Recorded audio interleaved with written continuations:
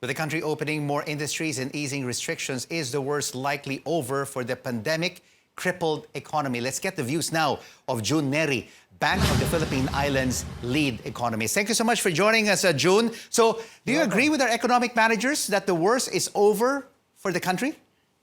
Yes, I agree, Rico. We discussed this the last time I was here, and the shape of the recovery is showing a V-shaped recovery. But clearly, we could have done better. We have not been able to keep up with our neighbors. All of them are now just in single-digit decline in the second quarter. Where could we have done better? And according to your estimates, June, we should have only contracted by 9.6% in the July to September quarter and not 11.5%. Yes, well, 10%, 11%. It could have been better if it were single-digit, Rico. Again, that would have boosted confidence further because it's clear that there was still some room to put the economy in a stronger footing. But what are some of the positive takeaways that the economy can build on this fourth quarter from October to December? Yeah, well, at least we saw improvements in quarter-on-quarter performance.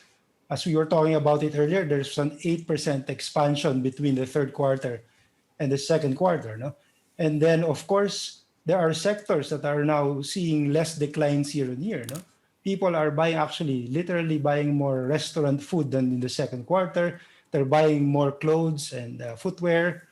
They're spending on many other things. I think the only element or the only sector that's not seeing improvement in spending is the recreation sector.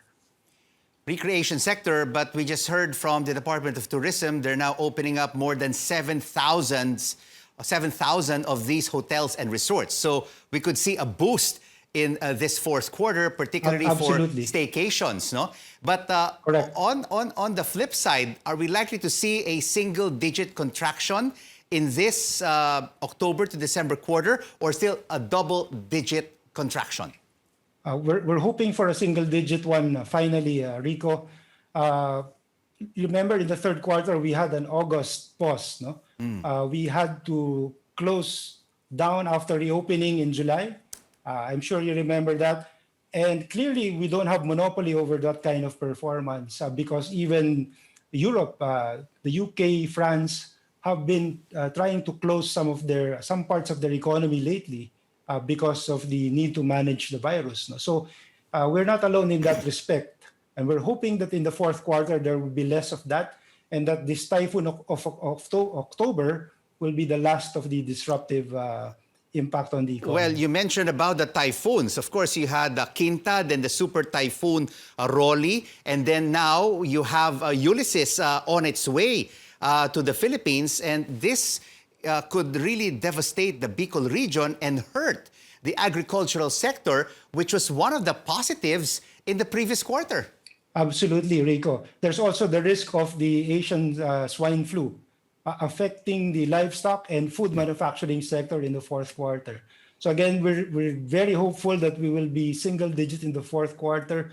But if these risks continue to go up, we cannot avoid a sustained slow performance in the economy. What about the Bayanihan Tulo?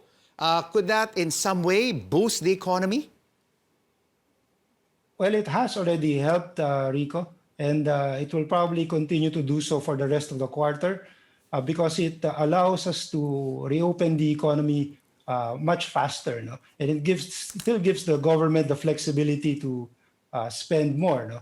But then again, they have to do it because in the third quarter, public construction was actually down quarter on quarter and year on year. So they have to deliver on those promises on build for us to be able to get into single-digit contraction. So why was public construction a weak point for the economy? Is it due to these issues of corruption? That's why we've seen a slowdown in the build. It's hard to really pinpoint it, Rico. There's, of course, again, the weather. September was not so good in terms of the weather. But it could also be, as you said, because of these allegations of corruption, it may have slowed down the confidence of some government agencies to spend more aggressively. And again, that's unfortunate because that's the quarter we needed it most. To bring us to single-digit decline. So- you can so- see from the yes, go ahead. So June, what is on your wish list right now? You have the Senate deliberating on the 2021 budget.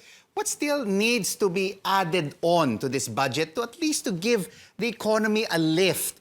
To at least the Filipino people can live better, get back their jobs, and businesses revived in the new year. Yes, just from a conference that we had earlier this week, began earlier this week, we got some inputs that the Senate has to consider increasing the size of the budget. Number one.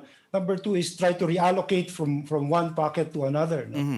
Maybe give more priority to health-related expenditures that will boost the confidence of consumers. Because at the moment, tracing in the Philippines is still very much behind compared to the rest of the region. So the lack of sophistication in the tracing side is what gives people less confidence to go out. So if we can do that and people will be willing to ride public transport and go out to malls, then spending in the fourth quarter can be, of course, clearly much less than the fourth quarter, but hopefully much, much stronger than the third quarter.